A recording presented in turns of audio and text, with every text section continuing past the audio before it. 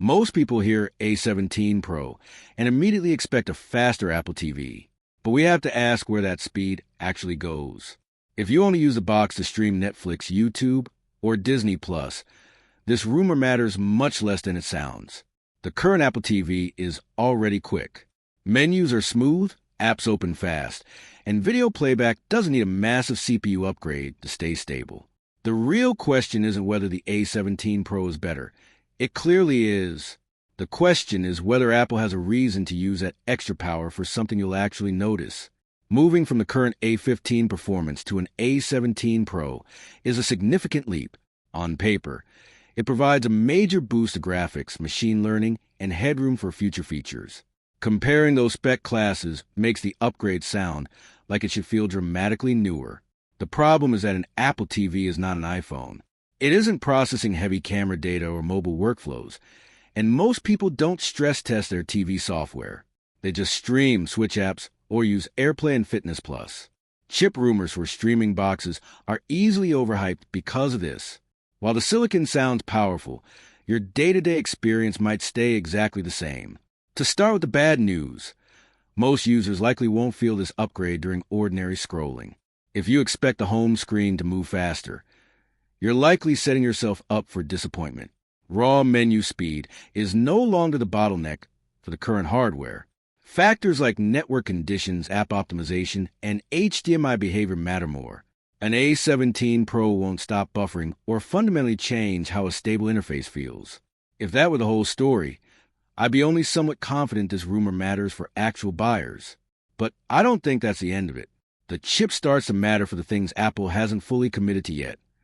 Gaming, smarter Siri, and home intelligence. Gaming is the most obvious use case. There's a massive difference between a box that can run games and one that feels like a serious gaming platform. If Apple wants demanding titles with better frame stability and stronger graphics, they need this newer silicon to help developers bring big games over.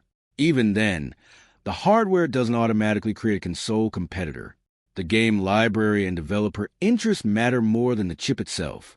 But an A17 Pro at least makes the hardware side of the pitch believable.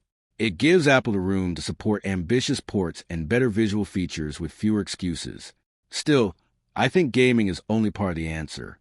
The chip only becomes truly important if Apple changes what this box is actually for. If the Apple TV stays a premium streaming device, this upgrade is nice for future-proofing, but not urgent. It won't change your life in the living room.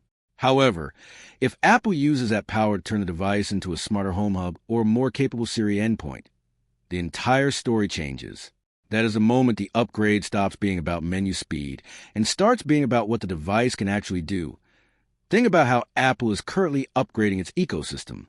They are pushing for more natural voice control, on-device intelligence, and better continuity between your devices. If the Apple TV is meant to be a primary screen for that vision, the chip suddenly matters. You don't need an A17 Pro just to open Hulu faster. You need it so Siri doesn't feel sluggish. You need it for home awareness, FaceTime features, or Apple Intelligence, tools that would feel limited on older hardware. There is also the support horizon. People don't upgrade their TV boxes as often as their phones. They tend to keep them for years. A stronger chip ensures the box still feels current in 3 or 4 years. It provides a headroom for whatever heavier features or app expectations Apple layers in later. So, does the A17 Pro matter more for gaming or for Apple's AI and Siri plans? For most people, the answer is clearly Siri and the smart home. Gaming is a flashier headline, but it only changes the value for a specific audience. Smarter home features affect everyone who uses the biggest screen in the house. The real question isn't why does the Apple TV need this chip? It's what does Apple want the Apple TV to become? If it's just a streaming box, the impact is medium. If it's becoming a central home hub, the impact is much higher. This changes who should actually wait for the upgrade. If you're a gamer, this hardware finally removes the obvious performance limitations. If you keep your devices for a long time, the A17 Pro is about buying future-proof insurance so you don't miss out on upcoming features. But if you just want a stable, smooth streamer for the basics, you don't need to wait. The current model is already excellent at the core experience. The decision is simple. If you find the current Apple TV at a good price and just want to stream, buy it now. If you care about gaming, AI features, or long-term relevance, then wait. The A17 Pro won't transform the experience overnight, but it gives Apple room to try. I'll be watching for Apple TV-specific gaming demos or deeper Siri integration. Those are the signs that this is a functional upgrade rather than just a spec bump. Until then, treat this as a meaningful rumor, but not an automatic buy signal. The chip sounds serious, but the benefits are still conditional.